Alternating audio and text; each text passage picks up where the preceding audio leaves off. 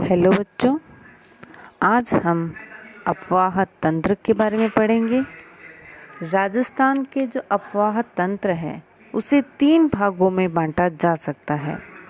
पहला, अरब सागरीय नदियाँ, दूसरा अंतः प्रवाही नदियाँ, तीसरा बंगाल की खाड़ी की नदियाँ। अरब सागरीय नदियों का मतलब ये है वे नदियाँ जिनका राजस्थान से उद्भव होता हो, लेकिन वो उनका जो समापन है या फिर वो कहाँ जाके गिर रही है, वो अरब सागर में जो गिर रही है नदियाँ, वो अरब सागरीय नदियाँ हैं।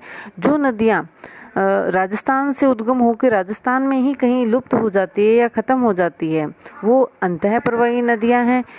और वे नदियाँ जिनका उद्भव राजस्थान से होता हो और वो जाकर बंगाल की खाड़ी में गिर जाती हो अंत में, चाहे वो अपने किसी मुख्य नदी में मिलकर, चाहे वो सहायक नदी हो, तो वो लास्ट में जाके जब बंगाल की खाड़ी में गिर रही है तो वो नदियाँ हो जाएगी बंगाल की खाड़ी की नदियाँ।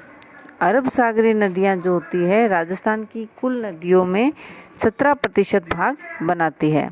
अंतः प्रवाही नदियाँ 60% होती है, राजस्थान में है, और बंगाल की खाड़ी की नदियाँ 23% है। इसका मतलब आप स्पष्ट रूप से समझ सकते हैं कि राजस्थान में सर्वाधिक अंतः प्रवाही नदियाँ जो है वो बहती हैं। इसके पश्चात नोट करने लायक बिंदु है कि राजस्थान में यही जो मैंने अभी बताया वो ही है कि राजस्थान में अंतः प्रवाही नदियाँ सर्वाधिक पाई जाती है। कारण क्या है? यहाँ मरुस्थल का विस्तार सर्वाधिक है।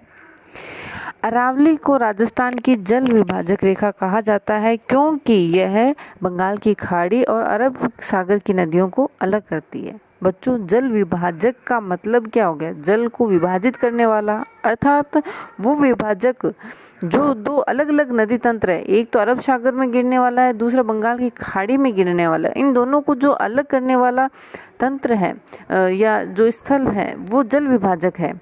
तो जो अरावली है राजस्थान में, जिसका विस्तार दक्षिण पश्चिम से उत्तर पूर्व की ओर है, ये जल विभाजक का कार्य करती है और ये अरब सागरीय की तरफ गिरने वाली और बंगाल की खाड़ी में गिरने वाली नदियों को अलग कर रही है, इसलिए इसे जल विभाजक कहा जाता है। इम्पोर्टेंट क्वेश्चन कॉम्पिटिटिव एग्जाम के लिए, यह आप डायग्राम में भी आराम से देख सकते हैं।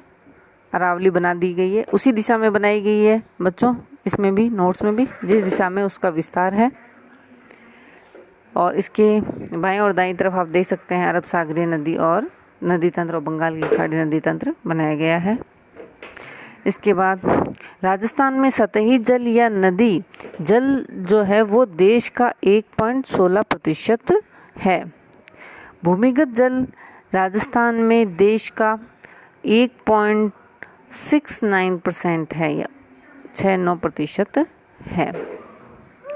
भूमिगत जल की अगर हम बात करें तो राजस्थान में भूमिगत जल को कुल 249 ब्लॉक्स में बांटा गया है, जिसमें 198 जो है वो डार्क जोन में आते हैं, और 198 में भी क्रिटिकल जो आते हैं डार्क जोन में वो है 140।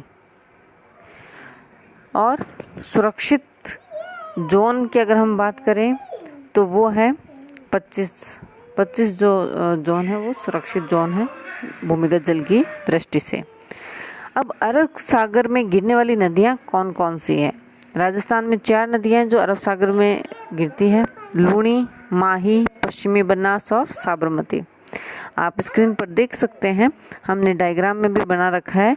ये राजस्थान के अंतर्गत हमने अरावली बनाई है, और अरावली में से निकलती हुई, अरावली में नागपाड़ी से निकलती हुई ये लूणी नदी है जो कच्छ के रण में जा रही है। इसके बाद पश्चिमी बनास नदी है, ये भी कच्छ के रण में गिर रही है।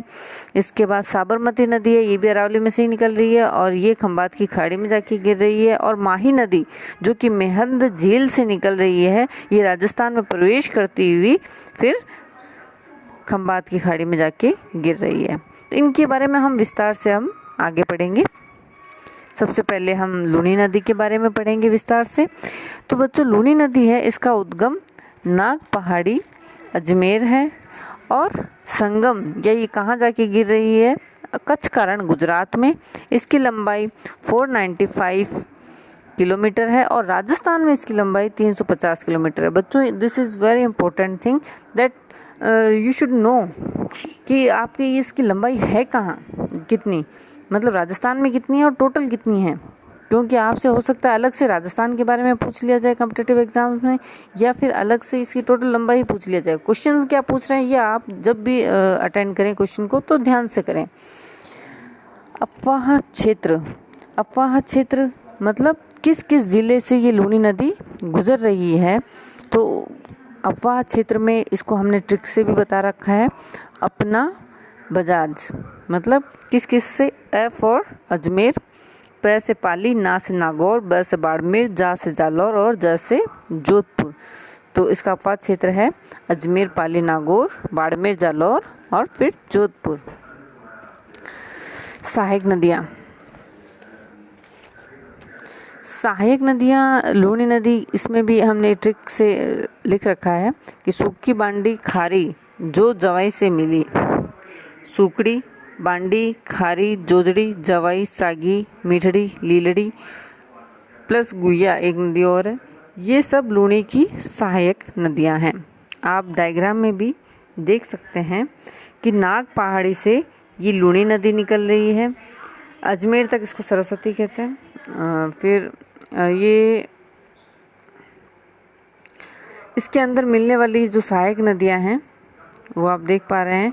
इसमें सिर्फ जोजड़ी नदी है जो इस नदी के दाएं किनारे से मिल रही है, बाकी सभी नदियां जो है इसके बाएं किनारे से ही मिल रही है। तो जोजड़ी नदी जो नागौर से आ रही है वो इसके दाएं किनारे से मिल रही है जोधपुर में।